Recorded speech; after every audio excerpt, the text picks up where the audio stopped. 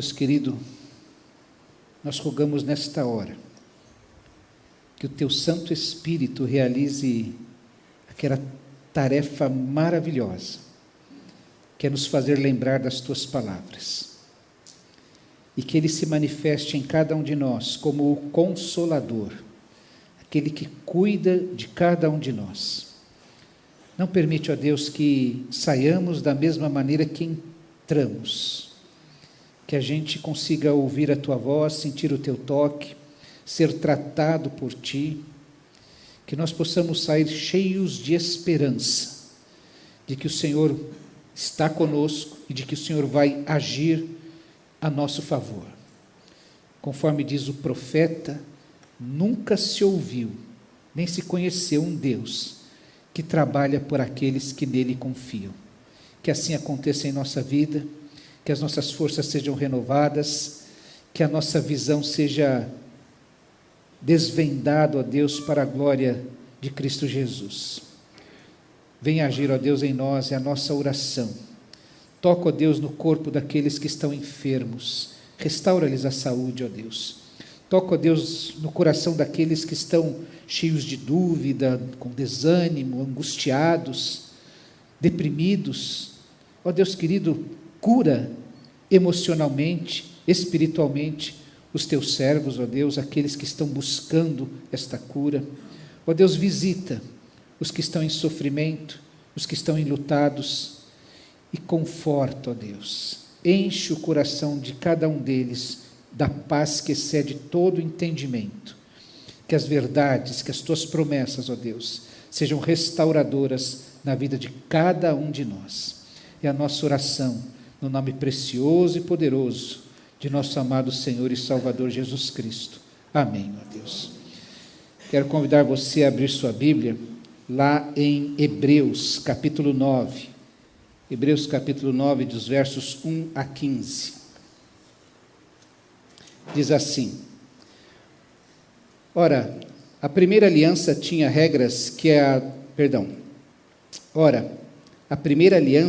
regras para adoração e também um tabernáculo terreno.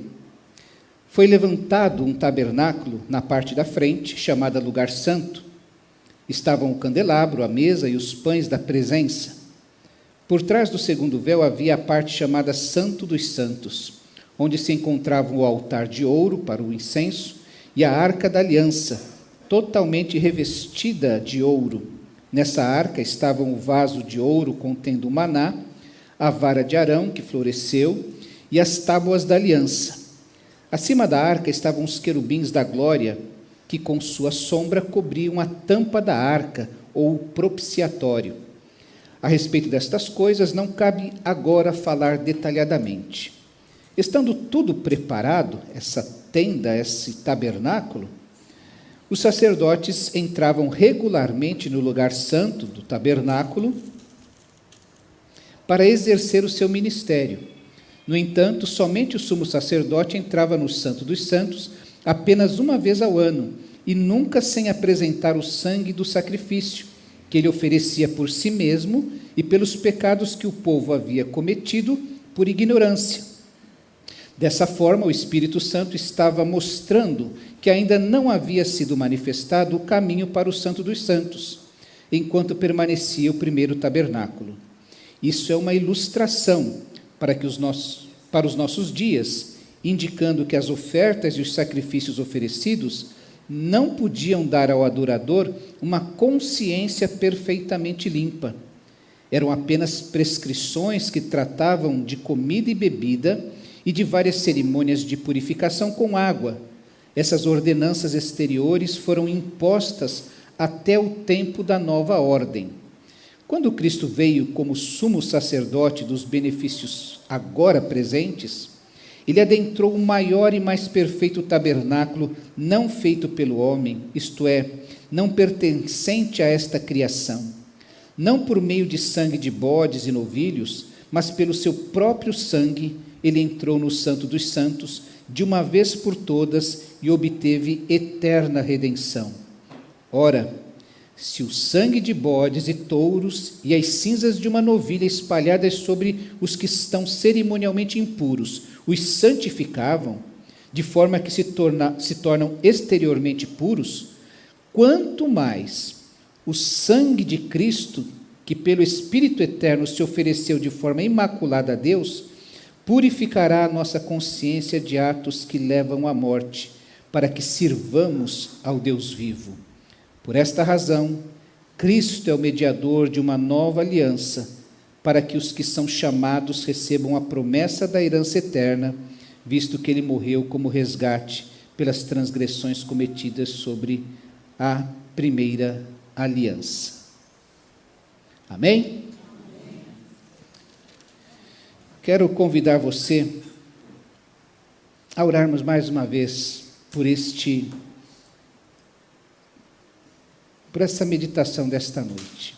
Vamos orar mais uma vez. Pai querido, te pedimos que o teu Santo Espírito tenha liberdade entre nós, que ele transite com liberdade entre nós e toque em cada um de nós, nos fazendo compreender, ó Deus, a tua vontade para a nossa vida. Nos leva, Deus, ao centro da tua vontade. Domina a nossa mente, o nosso coração, a nossa razão e as nossas emoções, ó Deus, para que possamos compreender a tua boa, agradável e perfeita vontade. Nós oramos no nome precioso do Senhor Jesus. Amém, ó Deus.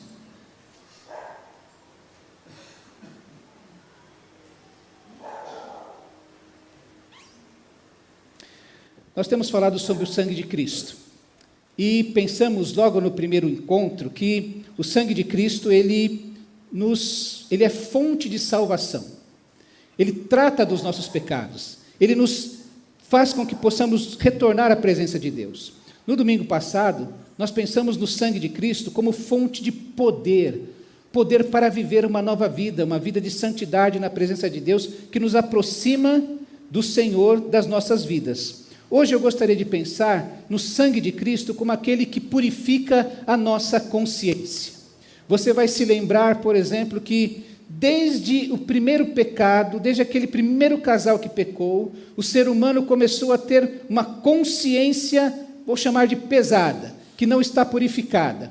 É aquele ser humano que quando Deus o procura, ele foge da presença de Deus, ele se esconde da presença de Deus, porque a sua consciência o acusa de ter feito algo errado. Adão tinha consciência que havia desobedecido a Deus e por isso fugia da presença de Deus. Hoje nós encontramos o ser humano também fugindo da presença de Deus, negando a existência desse Deus. É melhor eu dizer que Deus não existe para não ter que tratar com este Deus, porque se eu crer que Ele existe, eu preciso crer naquilo que Ele falou. É a mesma ideia a respeito de Jesus. Se Jesus não é um louco, se Jesus não é um mentiroso, então Ele deve ser o que Ele disse que era. E se Ele diz que é, e se Ele é o que diz que é, então eu preciso tratá-lo da maneira correta. Eu preciso considerá-lo como rei. A Bíblia vai falando então dessa consciência que o ser humano tem, que ao longo do caminho vai se mostrando culpada, se sentindo culpada. Isso é tão claro que a Bíblia não esconde o pecado do ser humano e vez após vez, personagem após personagem, esse ser humano vai mostrando a sua distância de Deus. Você vai encontrar Davi, depois que pecou, ele faz um salmo em que ele, mesmo pedindo perdão a Deus, mesmo tendo sido orientado a como se purificar do seu pecado, a como consertar a sua traição, o seu assassinato, ele clama a Deus no seu salmo pedindo que Deus lhe restaure a alegria da salvação. Mesmo perdoado, Davi é aquele que ainda continua carregando um sentimento de culpa por tudo aquilo que fez. Isso acontece com cada um de nós porque a nossa memória não se apaga. E as coisas que nós fazemos, as coisas que nós decidimos, as coisas que nós pensamos, as coisas que nós vemos, elas estão registradas num poderoso HD, que tem consciente, subconsciente e inconsciente, segundo a psicanálise. E fica tudo registrado. E vez após vez, parece que é coisa do inimigo, não é? Que coisas são pinçadas e trazidas de novo à nossa memória, e de novo a gente fica pesado ou triste, porque pecou, porque fez, ou porque não fez. Qual ser humano já não disse assim, se eu soubesse naquele tempo o que eu sei hoje, eu não teria feito daquela maneira. É interessante que essa mente, então, culpada, essa mente que precisa de paz, de purificação, o salmista, por exemplo, pergunta, ele tem um desejo, como purificará o jovem, o Salmo 119, como purificará o jovem o seu caminho? Observando segundo a palavra de Deus, entregando-se a Deus. Havia um anseio no coração daquele salmista de que ele poderia se aproximar mais de Deus. E isso é um desafio para cada um de nós e para todo jovem. Como eu posso estar mais próximo da vontade de Deus? Ou um desejo de saber assim, aonde na minha vida Deus não se alegra? É um desejo que deve fazer parte de cada crente, de cada cristão. O salmista também é aquele que chega diante de Deus e fala, Senhor, livra-me dos meus pecados, dos pecados que me são ocultos, daqueles que eu não tenho consciência. Isso desde o Antigo Testamento vai caminhando. O ser humano, ele é assim. E Deus providencia um tempo de adoração em que a nossa consciência pode ser purificada. Por isso que o escritor aos Hebreus está falando para crentes que estão sendo severamente perseguidos, a sua fé está sendo colocada em xeque diante das circunstâncias de perseguição daquele momento, e ele vai falar, ele traz à memória o que é a adoração, para que serve a adoração. Esse texto que nós lemos fala do que acontecia no tabernáculo terreno, naquela estrutura, naquela cabana que Deus orientou que fosse construída enquanto o povo passou durante aqueles 40 anos no deserto. Uma estrutura que deveria ser construída e as 12 tribos de Israel deveriam acampar no entorno dela, ao redor dela, para que todo mundo pudesse perceber ou ter uma noção de que Deus estava no meio do seu povo. Todas as tribos, olhando para o tabernáculo, deveriam ter esse sentimento, Deus está presente. Isso, o apóstolo Paulo vai afirmar, que são sombras das coisas presentes. Eram símbolos, como o escritor aos Hebreus vai falar aqui, é uma ilustração, uma simbologia dessa presença de Deus. Assim como a gente olha para aquela cruz, e aquilo é um símbolo, não tem poder nenhum em si. O tabernáculo não tinha poder, quem tem poder é o Deus que lembra, que aquele tabernáculo lembra a sua habitação. Quando o escritor aos Hebreus vai falar para aquele povo, vai falar exatamente sobre isso. Ele gasta os primeiros 5 versículos para falar detalhadamente de como era o tabernáculo. 2 ambientes, o primeiro chamado lugar santo, onde os sacerdotes, cada um a seu turno, todos os dias tinha um sacerdote diferente para participar, em vários turnos durante o dia, eles entravam ali com sangue para levar e fazer uma propiciação, aspergir o sangue sobre a tampa da arca da aliança. E aquela tampa era chamada de propiciatório. Ali acontecia o perdão do pecado que o adorador, o ofertante havia pedido através do sacrifício daquele animal. Todos os dias, porque era uma forma de lembrar todos os dias que o pecador peca, todos os dias. E não são só 3 vezes por dia, tá? Quero lembrar disso. São diversas vezes por dia que nós pecamos. E esse ato de todos os dias adentrar no santo, lugar santo, era para lembrar, você é pecador, você pecou. Mas havia um dia no ano que o sumo sacerdote, o principal dos sacerdotes, entrava de maneira especial e entrava no lugar chamado Santo dos Santos. Ali estava esta arca da aliança, que tinha dentro dela o maná, a vara de Arão e os pães da proposição. O maná, a vara de Arão e as tábuas da aliança, que estavam ali dentro.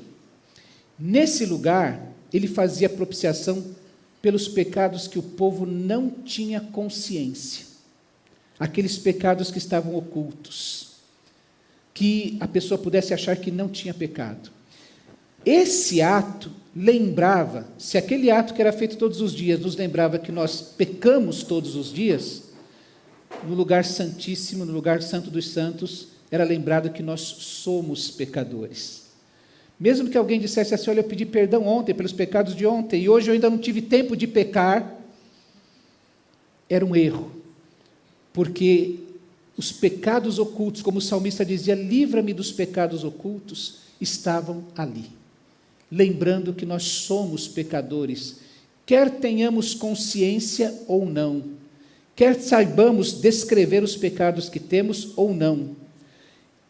O escritor aos Hebreus vem falar a respeito disso, de que aquele momento era um momento de purificação.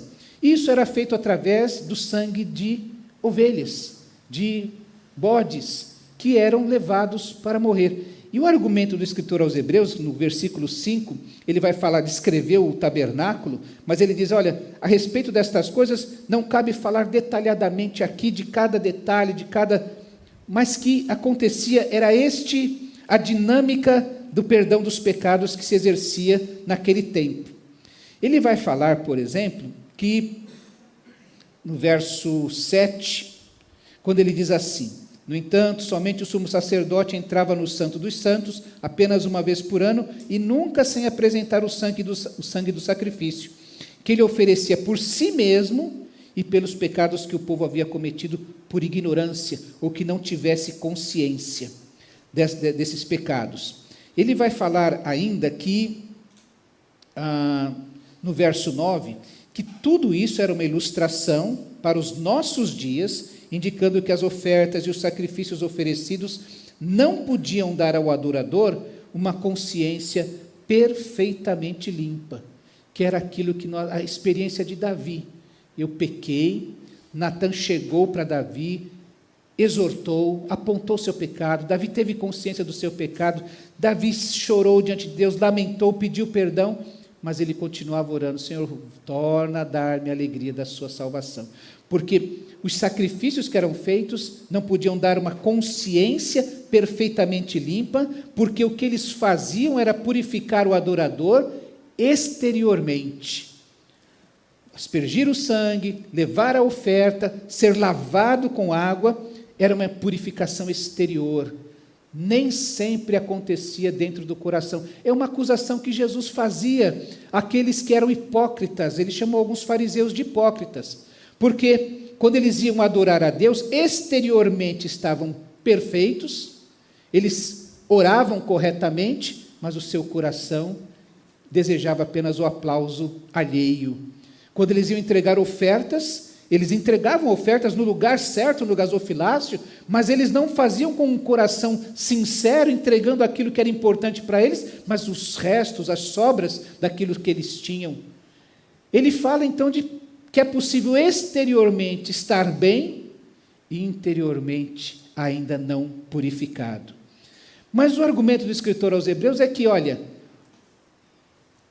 houve um tempo em que este sacrifício, em que este ritual, de fato nos aproximava de Deus. Era a provisão que existia para aquele tempo, até que chegasse aquilo que podia trazer os benefícios presentes, até que pudéssemos ter finalmente a expressão final das promessas de Deus. É por isso que no verso 11 ele diz que Cristo então, que foi tipificado, que foi ilustrado nesses rituais do Antigo Testamento, Cristo veio como sumo sacerdote dos benefícios presentes, daquilo que aqueles crentes que estavam sendo perseguidos por causa da sua fé, alguns que estavam pensando em abandonar, apostatar da fé, ele fala assim, olha, os benefícios presentes que agora vocês têm, que é adentrar diretamente ao Santo dos Santos, ir diretamente à presença de Deus, esses benefícios presentes foram conquistados por este Cristo, que adentrou o maior e mais perfeito tabernáculo não feito pelo homem, isto é, não pertencente a esta criação. Quando o escritor aos Hebreus está falando disso, ele está falando da própria presença de Deus, Tem gente que acha que há no céu um tabernáculo construído lá no meio das nuvens, alguma coisa desse tipo. O escritor aos Hebreus está falando que o sumo sacerdote humano entrava no Santo dos Santos, simbolizando que ele estava entrando na presença de Deus, mas que Cristo fez isso realmente. Alguns creem que quando Maria Madalena encontra o Cristo ressurreto e começa a tocar em Jesus, ele fala: para de me tocar, porque eu ainda não me apresentei ao meu Pai. É porque ele ia fazer exatamente isto. O Cristo ressurreto, vencedor sobre a morte, ia chegar diante do Pai, finalmente, para se apresentar assim: eu sou o Cordeiro que deu-se na cruz do Calvário, que derramou o seu sangue e que venceu a morte. Ele está falando exatamente que Jesus fez isso. Esse tabernáculo não feito por mãos humanas é a presença de Deus. Jesus foi a presença de Deus, não de um tabernáculo, uma ilustração, mas exatamente na presença dele. E aí Jesus, o nosso escritor vai falar exatamente isso. Ora, se o sangue de bodes, de novilhas, as cinzas que eram espalhadas, cerimonialmente podiam purificar, num período, as pessoas, os adoradores, aqueles que buscavam a Deus, quanto mais o sangue de Cristo. E o que é interessante é que os sangues daqueles animais purificavam cerimonialmente, exteriormente as pessoas, não lhes dando uma plena consciência, uma consciência plenamente limpa, mas o sangue de Cristo tem uma eficácia diferente. Era preciso fazer sacrifício todos os dias, aquilo era eficiente. Eu vou lá, vou pedir perdão. Os irmãos sabem que semana eu fui fazer a renovação da CNH. Então eu tive umas aulinhas lá e falaram assim: olha, se um dia você estiver chegando perto dos 40 pontos, você pode marcar uma prova para você zerar. Então eu já estou lá com quase 40, estou com 34, eu vou lá, faço a prova, aquilo cai. Baixa a pontuação. É eficiente. Antes que a minha carteira, que a CNH seja cassada, suspensa, alguma coisa, eu vou lá, faço uma prova e diminuo. Isso é ser eficiente. Os sacrifícios do Antigo Testamento, eles eram eficientes, porque você ia lá, levava a sua oferta, pedia perdão para os pecados e saía purificado. Só que você tinha que fazer isso todo dia. Toda hora você tinha que fazer. O sangue de Cristo, ele é eficaz, porque ele resolve de uma vez por todas. Você nunca mais tem que voltar. A minha consciência ficava assim, basicamente purificada, porque eu falei: ufa, eu fiz o que devia fazer. Posso voltar um pouquinho mais tranquilo. Mas sempre sabedor que amanhã eu preciso voltar. E que talvez uma vez por ano eu precisaria lembrar naquele sacrifício feito pelo sumo sacerdote, que falou: olha, tem coisa que eu nem tenho consciência, porque eu sou pecador. Por mais que eu ache que eu seja bom para chuchu, eu sou pecador. Aí ele fala assim: só que o sangue de Cristo, ele é capaz de purificar a nossa mente, a nossa consciência, o nosso coração, de uma maneira perfeita. É por isso que ele diz no verso 13, no verso 12, Jesus não fez isso com sangue de bodes e novilhos, ele entrou no Santo dos Santos de uma vez por todas e obteve uma eterna libertação. E eu quero lembrar aqui, se o sangue de Cristo nos pecados, ele é fonte de salvação, se o sangue de Cristo, diante das lutas da nossa vida, ele é fonte de poder para viver, diante da nossa consciência manchada, maculada, ele é fonte de libertação. Redenção significa pagar o preço para que o outro possa sair livre. Recentemente todos nós ficamos indignados porque um criminoso pôde pagar 1 milhão de euros para sair livre. Alguém foi lá, pagou, o redimiu, pagou o preço da libertação dele. O sangue de Cristo paga o preço da nossa libertação. Ele obteve uma eterna redenção para nós, uma eterna libertação. Então, não podemos mais ficar escravizados, nem ao sentimento de culpa do pecado, nem os sentimentos culposos que nos impedem de servir a Deus. Veja que ele diz, no verso 13, ora, se o sangue de bodes e touros e as cinzas de uma novilha espalhadas sobre os que estão cerimonialmente impuros, os santificam, de forma que se tornam exteriormente puros, quanto mais o sangue de Cristo, que pelo Espírito Eterno se ofereceu de forma imaculada a Deus, purificará a nossa consciência de atos que levam à morte ou de atos rituais inúteis para que sirvamos ao Deus vivo. Quando o escritor aos Hebreus está falando desses rituais inúteis, nós vimos semana passada sobre o que Pedro falou, sobre a nossa vã maneira de viver que recebemos de nossos pais, as tradições que não têm valor diante de Deus porque não nos salvam. O escritor aos Hebreus está falando exatamente desses atos que levam à morte, ou de atos inúteis, ritos inúteis, que não servem mais. Por isso que Paulo falou que são sombras do que haveria de vir. Há hoje projetos lá em Israel de reconstruir o templo de Salomão para voltar a ter os sacrifícios diários. Existe gente que quer voltar com tudo isso. Existem igrejas que enchem a sua decoração com símbolos do Antigo Testamento, imaginando que eles têm algum valor hoje. Quando o escritor aos Hebreus diz, isso passou, isso era um simbolismo, isso era uma ilustração, tudo isso se esgotou em Cristo Jesus. Agora nós encontramos tudo isso na pessoa de Jesus. E uma redenção eterna, cabal, sobre a nossa vida. Não precisamos mais ter uma consciência culposa. Ai, quantas pessoas perguntam quando a gente fala Jesus perdoa os pecados, mas será que Jesus perdoa mesmo o pecado que eu cometi? Ele é tão feio. Jesus perdoa, e de uma vez por todas.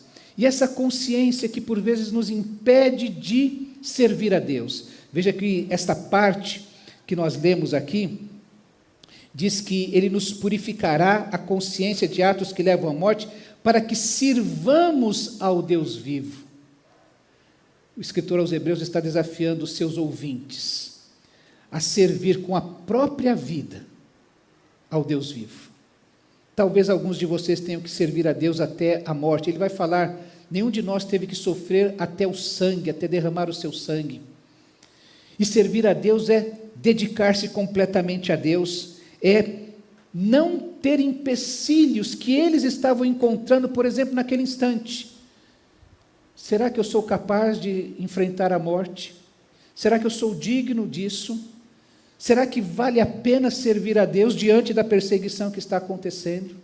É por isso que esse mesmo escritor, um pouquinho mais para frente, vai lembrar que nós precisamos nos livrar destes pecados. Lá no capítulo 12 ele diz assim, portanto também nós, e o escritor se inclui nisso, não são só vocês a quem eu estou escrevendo, que estão enfrentando lutas, dificuldades, perseguições. Portanto, também nós, todos nós, eles tinham essas perseguições lá, há 2000 anos atrás. Como eu disse, você tem outras perseguições, você tem outras dores, outros dramas, que podem exercer a mesma luta na sua consciência. Que pode, inclusive, falar assim, olha, eu não sirvo melhor a Deus, porque eu tenho que fazer isso aqui, ó. Minha cunhada quebrou o pé, tem que cuidar da minha mãe, então dá para servir a Deus. Eu não posso servir melhor a Deus porque eu trabalho muito. Eu não posso servir a Deus porque agora eu tenho que estudar. Eu não posso servir a Deus, eu encontro, às vezes, perdoem-me falar isso, crente que não quer servir a Deus porque ele diz que tem que evangelizar na hora que ele deveria estar na igreja. Isso é uma falácia, né? Não vou estar presente porque eu tenho que evangelizar alguém. É estranho isso, mas o escritor aos Hebreus, voltando, diz assim, portanto nós, uma vez que estamos rodeados de uma tão grande nuvem de testemunhas, e ele está falando daqueles heróis da fé, que Abraão, Moisés, Gideão, e gente que, como ele diz aqui, olha, gente que praticou a justiça, alcançou o cumprimento da promessa, fechou a boca de leões, apagou o poder do fogo, escapou do fio da espada, da fraqueza tiraram forças, tornaram-se poderosos na batalha e puseram em fuga os estrangeiros. Gente que venceu, poderoso. Mas também houve, ele fala das mulheres que receberam pela ressurreição os seus mortos, mas também houve outros que enfrentaram zombaria e açoites. Outros ainda foram acorrentados e colocados na prisão, apedrejados, cerrados ao meio, postos à prova, mortos ao fio da espada, andaram errantes, vestidos de pele de ovelhas e de cabras, necessitados, afligidos e maltratados, gente que o mundo não era digna, vagaram pelos desertos e montes, pelas cavernas e grutas. Isso lá naquele tempo, já teve gente que viveu desse jeito. Ele fala, olha, nós temos esses testemunhos, essa nuvem de testemunhas, vamos nos livrar de tudo que nos atrapalha e do pecado que nos envolve. É disso que Jesus quer nos libertar plenamente. Essa liberdade, Ele vai purificar a nossa consciência de todas estas coisas. Nós vamos ser libertos de uma vez por todas desse pecado, para poder correr a corrida que nos é proposta, tendo os olhos fitos em Jesus, autor e consumador da nossa fé. O sangue de Jesus, ele é fonte de libertação do pecado, da consciência, da culpa do pecado, mas também do sentimento de culpa que o pecado traz. Você vai se lembrar do apóstolo Pedro. Ele é um exemplo do que o pecado, do que o erro pode fazer. Pedro é sempre lembrado porque foi aquele que negou a Jesus. E a Bíblia diz que ele foi chorar amargamente. Aí põe a mão na cabeça, o que foi que eu fiz? O que foi que eu fiz? Eu que falei que estava disposto a morrer por Jesus, eu que os outros seguiam a minha liderança, olha o que foi que eu fiz, olha o que foi que eu fiz. E é ele que chega, que João registra, que chega uma hora que ele fala assim, eu vou pescar. Você se lembra que Jesus, a primeira coisa que Jesus fez quando encontrou Pedro, foi dizer para ele assim, você Pedro, vem após mim, que eu vou fazer de você um pescador de homens. Ele largou as redes imediatamente. E depois de tudo, de andar com Jesus, de negá-lo, ele volta para a rede, da onde Jesus o tirou. E ele tem a sua consciência manchada, e Jesus volta exatamente para libertá-lo da culpa que ele carregava, desse sentimento de culpa, de não ser digno. Eu vou voltar ao mar, eu falhei, eu errei, eu não sou digno. E o convite de Jesus, cada vez que fala com ele, é exatamente, você me ama? Amo. O convite continua de pé, pastorei as minhas ovelhas. Jesus vem restaurar aquele homem, a sua consciência que foi marcada pelo pecado. E é este Pedro, com todo o poder que há no sangue de Jesus, e quando a gente pensa no sangue de Jesus, nós não estamos pensando no líquido, nós estamos pensando no sacrifício que Jesus fez. Quando nós falamos de sangue de Jesus, nós estamos falando de um Deus que deixou o seu trono de glória, se tornou um homem, sofreu as nossas dores, morreu na cruz do Calvário e ressuscitou. O sangue de Jesus é isso, não é o líquido, é a obra que ele realizou.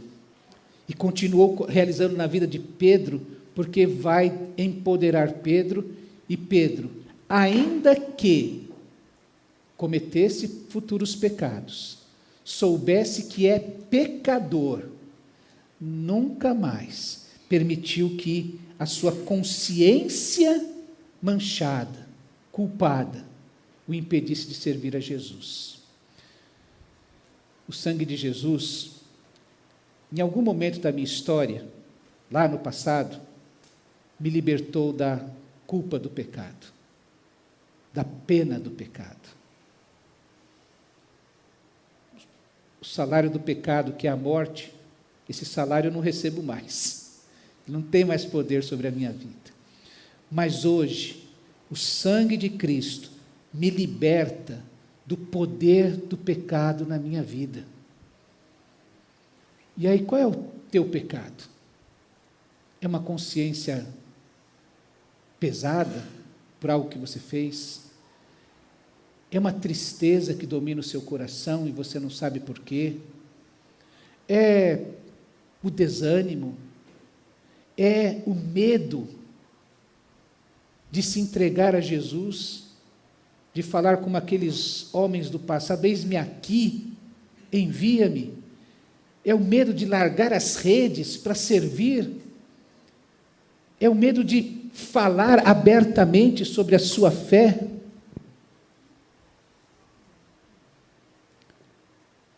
Jesus morreu na cruz e o seu sangue é poderoso para purificar a nossa consciência de tudo isso. E quando você acorda e agradece a Deus, assim: Senhor, obrigado, porque o Senhor me concede mais esse dia. E quando você começa a caminhar e começam a surgir as lutas e até os pecados, aquele sentimento de raiva daquele motorista que te fecha no trânsito, aquele problema que tira a paz do seu coração naquele dia, você volta para o sangue de Cristo e ali encontra libertação desta raiva, dessa tristeza, desse medo, dessa dúvida que pode dominar o nosso coração. O sangue de Cristo é fonte de libertação. E você que é crente, você que tem contato com o Senhor, você que mantém comunhão com o Senhor, tem que aprender a ir a este sangue de Cristo para alcançar os benefícios que são presentes, que já foram alcançados por Cristo para nós, para a gente poder entrar na presença de Deus pelo sangue precioso de Cristo, não para purificar a minha mente até amanhã, mas para poder ser novamente lembrado e empoderado de uma consciência nova, purificada na presença do Senhor. Se nós confessarmos os nossos pecados, o sangue de Cristo Jesus nos purifica destes pecados. João diz: se confessarmos os nossos pecados, Ele é fiel e justo para nos perdoar os pecados e nos purificar de quantas injustiças? Quantas? Todas. Esta é a esperança que nós temos em Cristo Jesus. Eu queria que agora você clamasse a Deus pelo sangue de Cristo, que te livrasse daquilo que impede você de experimentar plenamente aquilo que o sangue de Cristo conquista para você. O sangue de Cristo é fonte de libertação da nossa consciência, do peso que o pecado traz sobre a nossa vida, de tudo o que nos rodeia e nos impede de correr com perseverança a vida que o Senhor nos tem proposto.